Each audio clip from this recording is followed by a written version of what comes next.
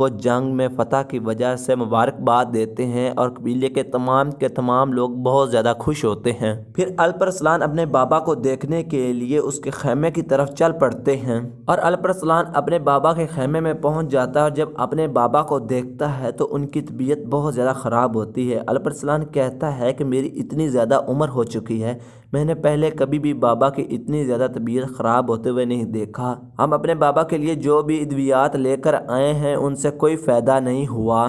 اتنے میں آغچہ خاتون وہاں پر آ جاتی ہے اور کہتی ہے جناب الپ ارسلان، میں آپ کے بابا کے لیے دوا لے کر آئی ہوں، میں نے تیار کی ہے، انشاءاللہ آپ کا بابا اس دوا سے ٹھیک ہو جائے گا۔ گور کہتی آغچہ کیا تم طبیب ہو؟ آغچہ کہتی نہیں گور خاتون، میں طبیب نہیں ہوں، میں نے بچپن میں اس دوا کو ایک ماہر طبیب سے بناتے ہوئے سیکھی تھی۔ سلجان پوچھتی ہے کیا اس میں کیا کیا بیٹی ملا ہوا ہے؟ اتنے میں سلیمان کی خاتون وہاں پر آ جاتی ہے اور کہتی ہے کہ والدہ اس کے اندر زہر ملا ہوا ہے۔ زہر؟ یہ سن کر تمام لوگ پریشان ہو جاتے ہیں۔ پھر الپ ارسلان پوچھتا ہے تم کس کے بارے میں بات کر رہی ہو؟ سلیمان کی بیوی آغچہ کہتی ہے کہ میں اس کے بارے میں بہت کچھ جانتی ہوں، اس نے جنگل کی بہت ساری جڑی بوٹیاں اس بھیڑیے کے دودھ میں ڈالی ہیں جو جنگل میں اس نے بھیڑیے سے لیا تھا۔ سلیمان کہتا ہے کہ تم اس کا پیچھا کر رہی تھی، تمہاری ہمت کیسے ہوئی؟ کیا ایک امیر کی خاتون کسی کا پیچھا کر سکتی ہے؟ تو جواباً سلیمان کی بیوی کہتی ہے الپ ارسلان، اس نے آپ تمام لوگوں کے اوپر جادو کر دیا ہے، یہ ہمارے بابا کو زہر دینا چاہتی ہے۔ اور یہ سب کچھ سننے کے بعد آغچہ خاتون وہ دوا پینا شروع کر دیتی ہے۔ اس کے بعد وہ دوا آغچہ خاتون الپ ارسلان کو دے دیتی ہے۔ تو دوستو اس کے بعد ہمیں جنگل کا منظر دکھایا جاتا ہے۔ جنگل میں بہت سارے نقاب پوش ایک خفیہ جگہ پر کھڑے ہوتے ہیں۔ ان تمام لوگوں میں سے ایک نقاب پوش کہتا ہے کانتیان کے مقدس کام میں حصہ لینے والے تمام لوگوں نے آپ نے بہت ہی اچھا کام کیا ہے، آپ نے ایک مقدس کام میں حصہ لیا ہے۔ سے ایک آدمی اپنا خنجر نکال کر ان کے سردار کو دیتا ہے جو اس خنجر سے اپنے ذات کو زخمی کرتا ہے اور پھر اس سے خون نکالتا ہے۔ یہ خون تم تمام لوگوں کو ایک ساتھ جمع کر دے گا اور اس خون کی مدد سے آپ لوگوں نے ایک مقدس راستے میں ایک پتھر لگانا ہے۔ ہندوستان کی سرزمین سے لے کر ترکستان کی سرزمین تک جو بھی آپ کو آدمی ملے اگر وہ اس مقصد میں شامل ہونا چاہے تو اسے اس مقصد میں شامل کر لیں۔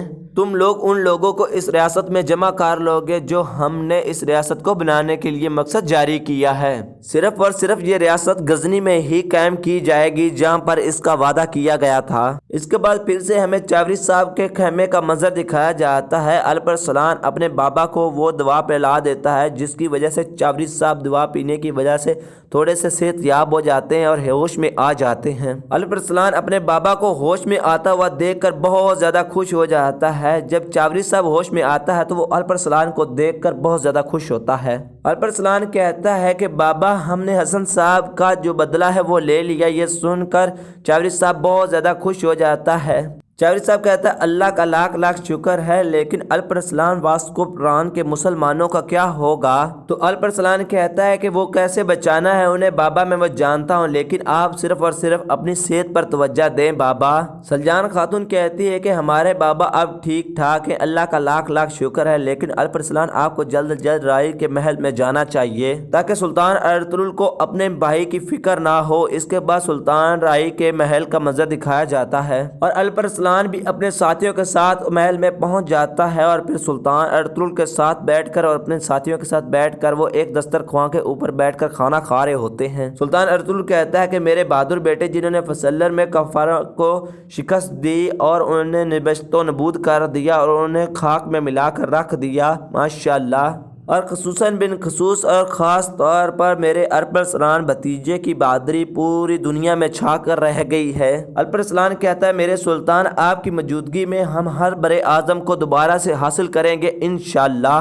امیر کندوری کہتا ہے کہ ہمارے تمام بہادروں بیٹوں کا افسانہ ارد گرد کے تمام قبائل میں سنایا جاتا ہے میرے سلطان۔ انال صاحب کی جرأت مند قیادت پوری فوج کی قیادت کی وجہ سے جو بہت ہی بہادر فوج کی قیادت کی گئی تھی اس کی قصے تمام کے تمام لوگوں میں سنائے جا رہے ہیں۔ تو انال صاحب کہتا ہے جیسے میرے سلطان چاہیں گے ہم بالکل ویسا ہی کریں گے۔ تو دوستو اسی سین کے ساتھ اس ایپیسوڈ کا اختتام ہو جاتا ہے۔ اگر دوستو ہماری ویڈیو اچھی لگی ہو تو اس کو لائک کر دیں اور ہمارے چینل کو سبسکرائب کر لیں تاکہ ہماری نیو آنے والی ویڈیو جلد از جلد آپ تک پہنچ سکے اور آپ ہماری ویڈیو کو دیکھ کر انٹرٹینمنٹ حاصل کر سکیں۔